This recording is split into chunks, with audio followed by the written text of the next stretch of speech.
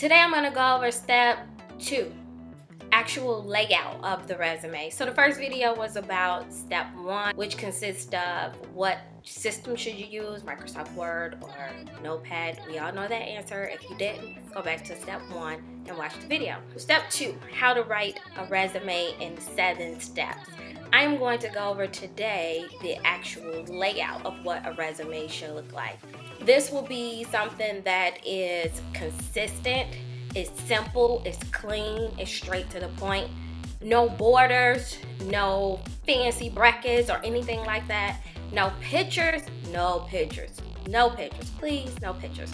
If I told you how many pictures on resumes that I've seen and then you become the butt end of a joke, not a good idea. Don't do it.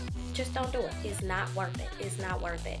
You want your resume to have the right information, content, and verbiage.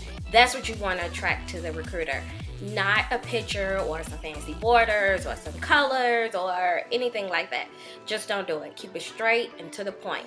The layout is what we're looking for. Something that's consistent, straight, and clean. That's the goal of the actual resume. The goal I'm trying to get across is the goal that I'm trying to get across is for you to have a format and fill with content that helps us, that helps you. So here's an example of what the actual layout of a resume should be. Go. How to write a simple, basic resume, step 2 of 7. And on this slide, we're going to go over the actual layout. Just the layout, no content added, just the layout of what it should look like. Again, this is a basic format and layout description. I'm not providing any detailed or intricate information that you can add to a resume. This is literally a simple format of what the layout should look like. And I think it should be clean, straight to the point.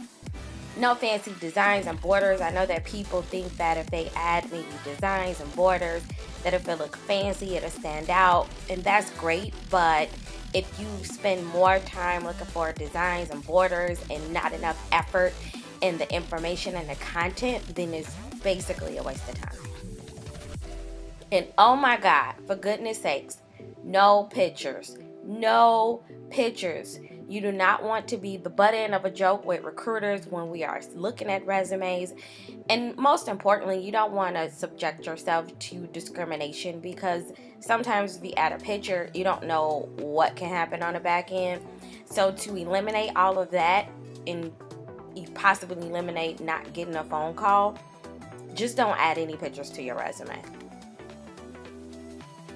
So again, this is a layout of an example of what the contact information should look like. It's centered in the middle of your Microsoft Word document that you are using.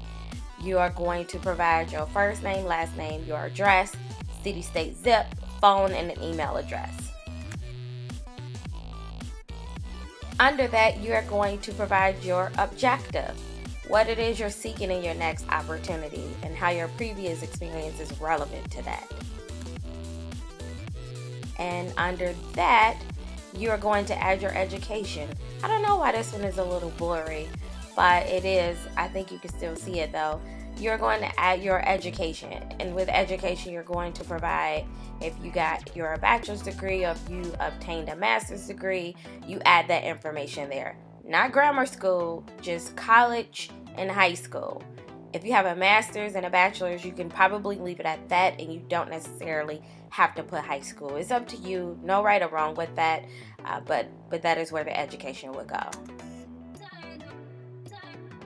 And under your education is the meat and potatoes of your resume, your professional experience. I lay it out how I would prefer to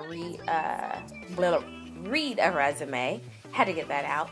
So your company that you work for, the city and state of the location you worked at this company, the time frame that you worked there, the title of your position, and then the bullet points following what it is that you did.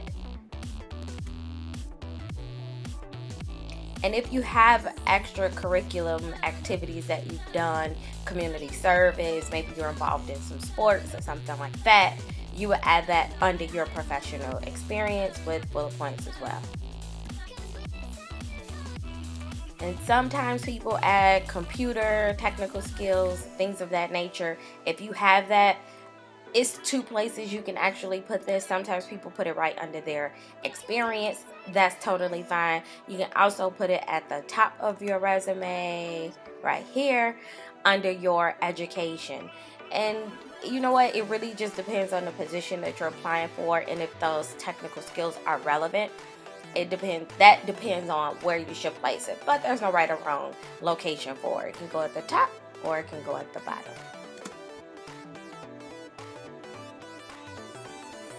And at the bottom, the absolute bottom of your resume, you would just put a one-line sentence about references saying that they are available upon request.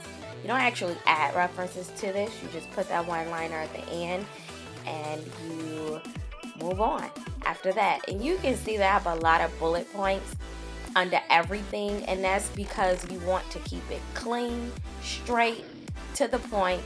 You want to keep it short, so not paragraphs. That's the reason for the bullets. You don't want to type paragraphs under what it is that you did, because recruiter's going to read that. We want to be able to immediately identify your skills and how it's relevant for the opportunity that we're working on. Little graphics going here. Here's a final layout of what that example should look like. You can screenshot this, you can keep this. Again, this is for your records if you want to hold on to it and just know what a layout should look like and plug in the information in those areas. Voila, we are done. This is step 2. Catch me in the next video, step 3. But in the meantime, subscribe, tell a friend, thumbs up my video. Bye-bye.